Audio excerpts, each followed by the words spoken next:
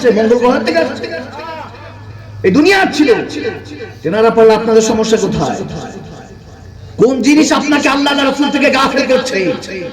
এক সপ্তাহ এক মাসের জন্য পড়ে থাকেন বিছানায়, ভালোবাসার মানুষ পাশের রুমে গিয়ে বলবে আল্লাহ নিয়ে যাও। ঠিক মুমিন, ইয়া আইয়ুহাল্লাযীনা আমানু আমিনু, আল্লাহ তাবারক ওয়া তাআলা বলেন হে ঈমানদাররা মুমিন হও, মুমিন হও। মুসলমান দিয়ে কি করবেন? আজকাল মসজিদের অভাব নাই, কিন্তু মুসল্লির বড় অভাব। আওয়াজ দেয় না কেন মুসলমান? আজকাল হক কথা বললে ওয়ালার অভাব নাই, পালন কর্তার অভাব। আজকাল মুসলমান লক্ষ লক্ষ হয়ে গিয়েছে, কিন্তু মুমিনের আজকাল অভাব। আমার নবী শানে মা খাদিজাতুল কুবরা শানে গোস্তাকি হয়, কয়েকটা ছেলে মিলে দুরূদ শরীফ নিয়ে গোস্তাকি করেছে। আপনারা সবাই কেন শেয়ার দিলেন? তারা নাদান, তারা বেঈমান, তারা নবীকে চিনে নাই। কিন্তু মুসলমান আপনার কি হয়েছে? আপনার বুক কাঁপে নাই নবীজির শানে বেয়াদবি হচ্ছে, সেটা নিয়ে কথা বলছেন, সেটা মানুষকে জানাচ্ছেন, দেখাচ্ছেন। শানে রিসালাত সে বুঝে না, সে আলেম না, জালেম, সে আল্লাহর কাছে হিসাব দিবে। আপনি লানাতুল আলাল কাযিবিন বলে সরে যান না। খারাপটা কেন প্রচার করেন? আমার নবী তো বলেছেন কোরআন প্রচার করো। আওয়াজ দেন না কেন আপনারা?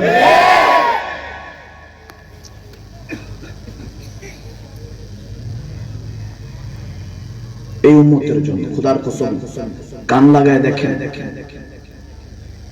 একটা প্রমাণ দেই। এখন ইনস্ট্যান্ট আমার নবীর মুজিজা। সবাই কানের মধ্যে আঙ্গুল দেন, দুই আঙ্গুল চাপ দিয়ে ধরেন যাতে কিছু শোনা না যায়। সবাই ধরেন, যারা দাঁড়িয়ে আছো বাবা আপনারাও ধরেন। সবাই কানের ভিতরে দুই আঙ্গুল এভাবে একদম চাপ দিয়ে ধরেন, কোনো কিছু যাতে শোনা না যায়।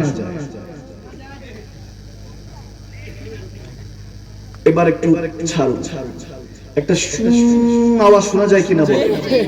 আওয়াজ দেয় না, শোনা যায় না? শোনা যেন হইতেছে। মা আয়েশা সিদ্দিকা রাদিয়াল্লাহু তাআলা আনহা বলেন, এটা হাউজে কাউসার থেকে যে পানি পড়ছে সেই আওয়াজ। যদি কেউ আওয়াজ শুনে থাকেন খোদার কসম, তার মানে আপনার ভিতরে এখন ঈমানের নূর আল্লাহ রেখেছেন। আর যদি আওয়াজ না শুনেন, তার মানে আপনার ঈমান শেষ, খালাস, আপনি উঠে চলে যান এখান থেকে। আর যদি আওয়াজ কানে শুনে থাকেন, মা আয়েশা সিদ্দিকা রাদিয়াল্লাহু তাআলা আনহা বলেন, আমার নবী জুবান মুবারক সামিতু রাসূলুল্লাহ সাল্লাল্লাহু আলাইহি ওয়াসাল্লাম, নবীজি জুবান মুবারক থেকে শুনেছি যে কানের মধ্যে চুপ করে শুনো, হাউজে কাউসারের পানি শব্দ শুনতে পারবা, টক টক করে পড়ছে। সুবহানাল্লাহ। মুমিনের সিনার মধ্যে ওটার মধ্যে এখনো চলছে।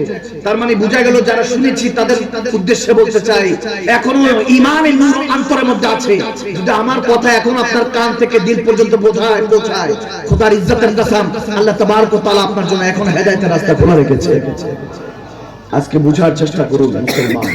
আর আসবো না, এই জন্য চলে যাবো, কোনো শেকওয়া না, কোনো ইয়া নেই, দোয়া নিয়ে চলে যাবো। আপনারা আপনাদের হালে থাকবেন, আমি গুনাহগারকে আর দাওয়াত দিই না। 3 বার দিয়েছেন, 3 বার এসেছি। হক আদায় করতে হবে, হক আদায় করে গিয়েছি সম্পূর্ণভাবে।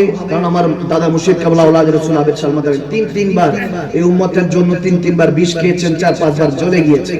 আমরা ওই ঘরানার, আমরা ইমাম হাসানের বংশধর, মাওলানা ইমাম হাসান রাদিয়াল্লাহু তাআলা, আমরা ওই ঘরানার। এই জিসের মধ্যে যদি ওই নবীকে পাইতেন, এখন তো জান কুরবান কইতেন। নবীর রক্ত নিয়ে ঘুরতেছে আলহামদুলিল্লাহ। ওয়ালা ফাকরা, অহংকার করেন, আল্লাহ তাকাব্বুর থেকে হিসাব করুন। আল্লাহ নবীর গোলামের ঘরে গোলাম, এমনকি আপনাদের জুতার নিচে যে ধুলাবালি আছে ওটার গোলাম আমি মাধ্যম সালমাদান। আপনার আমার থেকে আরো উপরে, অনেক উপরে মাকাম, কিন্তু ভুলতে বসেছেন।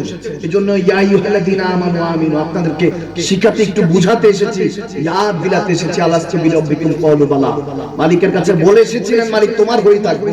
সব বেগানা হয়ে গিয়েছে, সব এই দুনিয়াদারির মধ্যে ডুবে গিয়েছে। এশ আরাম, আমার গড়ি, এই কোটি, এই কোপ, চশমা, টুপি সব মানুষ হাদিয়া দিয়েছে। খোদার ইজ্জতের কাছে নিজের জন্য কোনো কিছু কিনি না, কেনার ইচ্ছাও নেই।